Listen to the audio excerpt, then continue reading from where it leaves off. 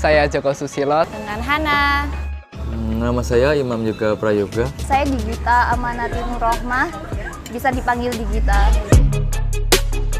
Menurut saya pemuda itu teman-teman kita yang umurnya kira-kira 18 tahun sampai dengan 35 tahun. Kemudian teman-teman kita itu yang usia segitu tentu pola pikir mereka adalah pola pikir yang dinamis, kemudian merupakan generasi yang memiliki pola pikir yang pembaharuan semacam itu. Pemuda menurut saya adalah sosok pengubah bangsa. Pemuda adalah penggerak kemajuan bangsa.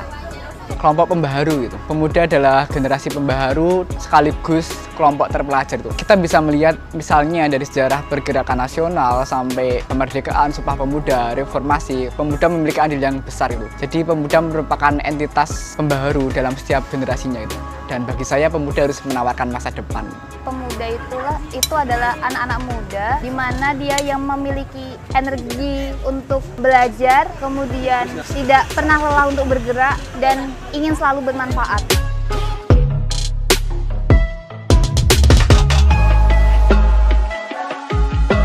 Peran pemuda itu sebagai pemimpi, di mana mereka itu lebih bebas untuk memiliki cita-cita yang tinggi tanpa terbatasi suatu realitas yang sudah ada. Peran pemuda menurut saya dalam dunia yang sekarang begitu terbuka, jaringan yang banyak, dia bisa berkembang dalam banyak varian aktivisme, mau organisasi Karang Taruna, organisasi kampus, maupun gerakan-gerakan sosial yang dia bisa inisiasi secara mandiri maupun kolektif dengan lintas komunitas.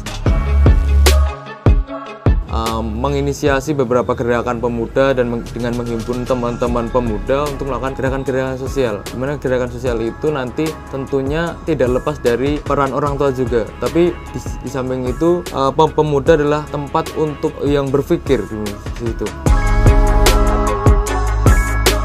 Desa itu kalau menurut aku ya unit terkecil dalam organisasi suatu negara. Desa ini lebih identik dengan suasana yang damai, suasana yang asri, banyak petani-petani dan masih banyak lahan hijau terbuka gitu. Sebenarnya kalau melihat desa ada dua hal ya. Ketika saya melihat desa sebagai sesuatu yang sangat administrasi dan birokrasi, desa merupakan entitas paling kecil dari sebuah negara gitu. Tapi jika saya melihat desa itu sebagai sebuah sistem sel dalam negara, desa adalah titik inti dari sebuah negara gitu. Jadi ketika kita pengen membangun sebuah negara ya mari kita membangun dari sel terkecil itu. Dan itu ada di desa menurut saya gitu. Oh, desa tatanan terendah struktur di sebuah negara. Di beberapa anak muda kalau misal ditanya desa mungkin akan menjawab tempat yang daerah yang terpelosok, yang kurang menarik dibanding kota.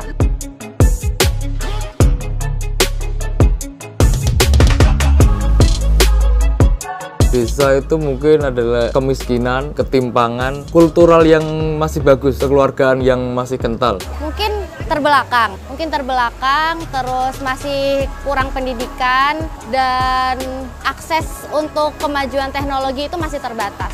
Desa adalah tempat di mana imajinasi sekaligus realitas itu ada. Realitas tentang kegotong royongan, kehangatan, kebersamaan. Hal-hal kemudian sangat langka kita temukan di desa gitu. Tetapi kemudian ada ironi yang sangat paradoks juga bahwa di desa kita akan menemukan sebuah ketertinggalan kesenjangan ekonomi, ketertinggalan manusianya, bahkan perampasan hidup sekarang pun terjadi di desa atas nama modernitas maupun pertumbuhan ekonomi tapi hanya dimonopoli gitu.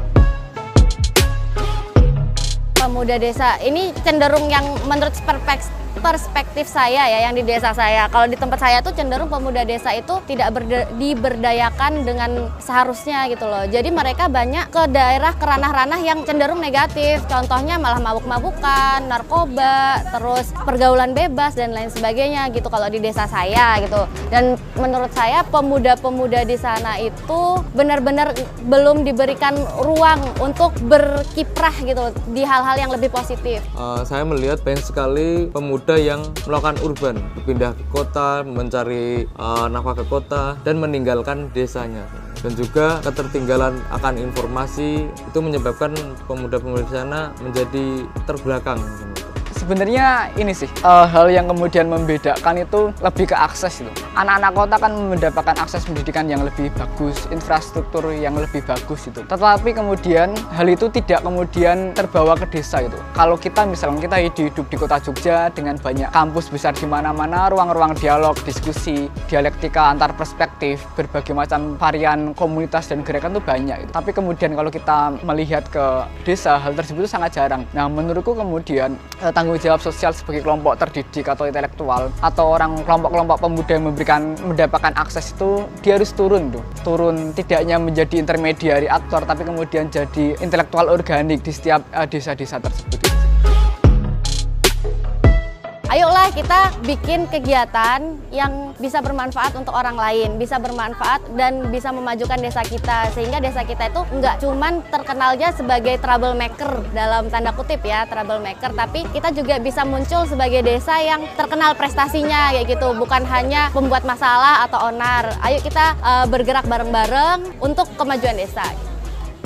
Apapun aktivisme kita, apapun varian gerakan basis kemudaan yang kita lakukan, kita kemudian punya satu misi yang sama gitu, memanusiakan manusia gitu. Dan harusnya kemudian anak-anak muda itu berpikir merdeka dan berdaya sesuai entitasnya gitu. Jadi secara simpel sih, anak muda kemudian di era yang sangat terbuka dan akses yang begitu banyak, kita tidak mau kemudian berkompetisi menuntut manusia untuk berbuduniawi, tapi marilah pemuda desa membuat dunia dan desa itu lebih manusiawi.